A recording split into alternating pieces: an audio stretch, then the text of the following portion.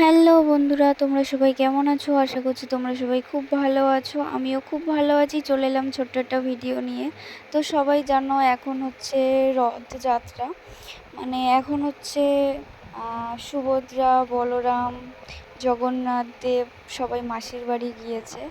তো এখন আমরা তো সোজা রথে যেতে পারিনি, মানে অনেকে জানে যে মাসির বাড়ি মানে মানে রথটা যখন মাসির বাড়ি যায় তো ওইটাকে সোজা রথ বলে, আবার যখন মাসির বাড়ি থেকে যখন নিজের বাড়িতে আসে তখন ওটাকে উল্টো রথ বলে। তো আমি তোমাদের বলে দিলাম। তো সোজা রথে আমরা হচ্ছে ঘুরতে যেতে পারিনি পুরীতে, কারণ কিছু ব্যস্ততার কারণে আমরা বেরোতে পারিনি। তো আমরা উল্টো রথের সময় আমরা গিয়েছিলাম ঘুরতে পুরীতে। তো দেখো তোমাদের রথ দেখিয়ে দিলাম। সবাই রথ দেখে একটুখানি ভালোবাসা দিয়ে যাবে। আর আমি না অনেক কষ্টে আমি ভিডিওটা করেছি, কারণ ওখানে না প্রচণ্ড ভিড় ছিল, জানো, প্রচুর ভিড়। তোমরা হয়তো ক্যামেরায় দেখতে পাচ্ছ প্রচুর ভিড় ছিল, তার মধ্যেও আমি ভিডিও করেছি, কারণ তোমরা যেহেতু আমার ফ্যামিলি মেম্বার, তোমাদেরও তো দেখার সুযোগ করে দেওয়া উচিত, তাই না বলো? তো যে কারণে আমি ভিডিওটা করেছিলাম। আর প্রচণ্ড গরম ছিল, আর মানে ভিড় তো বলার কোনো ভাষাই নেই। যারা যারা পুরীতে গিয়েছো এই রথের সময় তারা ঠিক জানে যে কী পরিমাণ ভিড় হয়, মানে পুরীর এই রথ টানার টাইমে। আর পুরীর মাসির বাড়ি তো যেতে পারিনি, কারণ আমরা যেতে যেতে একটু লেট করে ফেলেছি। তো তখন পুরীর মাসি মানে জগন্নাথ দেব তখন মাসির বাড়ি থেকে আর কি বের হয়ে এসেছিলো অনেকটা, মানে মন্দিরের সামনাসামনি কিছুটা ছিল, মানে মন্দির থেকে রথটা কিছুটা দূরত্ব ছিল। তো ওইখান থেকে আমরা ভিডিওটা করেছিলাম। কারণ কি বলতো, আমরা মনে করেছিলাম, অনেক ইচ্ছা ছিল যে জগন্নাথ দেব কোনখানে থাকে, মানে মাসির বাড়ি কোথায়, বা কোন জায়গায়তে মাসির বাড়ি, কোথায় থাকে মাসির বাড়ি। তো এটা দেখার আমাদের প্রচুর ইচ্ছা ছিল। তো আমাদের ইচ্ছাটা তো আর পূরণ হয়নি, কারণ আমরা না সেই টাইমে গিয়ে উঠতে পারিনি। ততক্ষণে জগন্নাথ দেব মাসির বাড়ি থেকে চলে এসেছিলো। তো আর কি করার, এই বছর তো আর আশা পূরণ হলো না। দেখি পরের বছর কি হয়।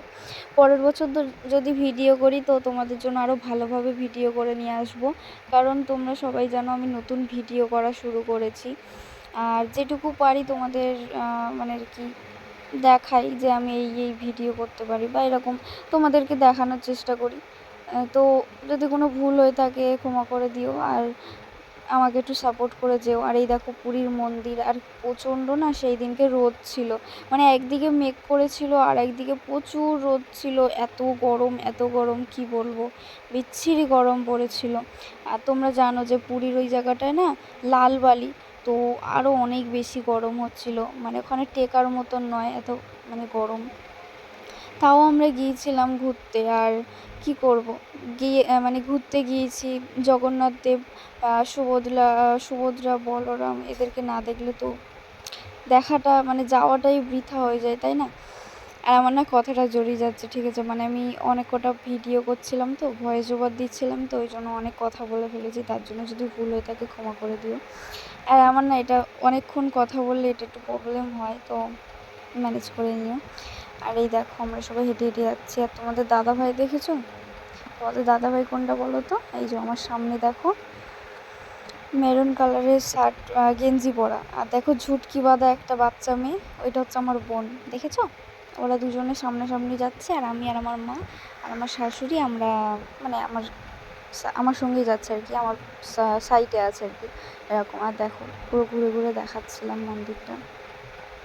আর জগন্নাথ দেবের মন্দির তো অনেকটা বড় এরিয়া নিয়ে, তো মানে যেতে যেতেই আমাদের ঘাম ছুটে যাচ্ছিলো। দেখো তোমাদের দাদাভাই আবার ভিডিও করছিল মানে ভিডিও করছে, ফটো তুলছে, এই করছে। আর দেখো মানে কত মানুষ, কত ভিড় হয়েছে, মানে বলার বাইরে। প্রচণ্ড অস্বস্তি হচ্ছিল আমার। আর আমি না এত গরম, মানে গরমে থাকতে পারি না, তারপরে এতজন মানুষের মানে দেখে তো আমার এমনি হাত পা মানে কাঁপা শুরু হয়ে গেছিলো, কি বলবো, খুবই খারাপ অবস্থা হচ্ছিলো আমার।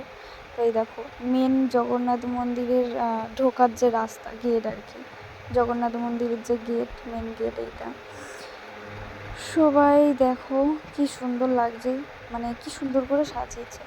দেখো পুরোটা ঘুরে ঘুরে দেখিয়ে দিলাম। আর অনেকটা এরিয়া তো, মানে যেতে যেতে অনেকটাই টাইম লাগছিলো।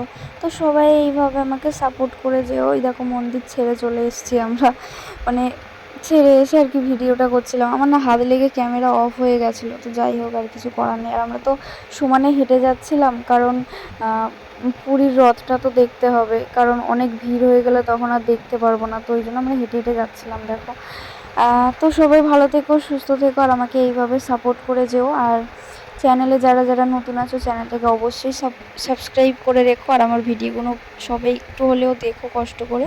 তো সবাই ভালো থেকো, সুস্থ থেকো, টাটা।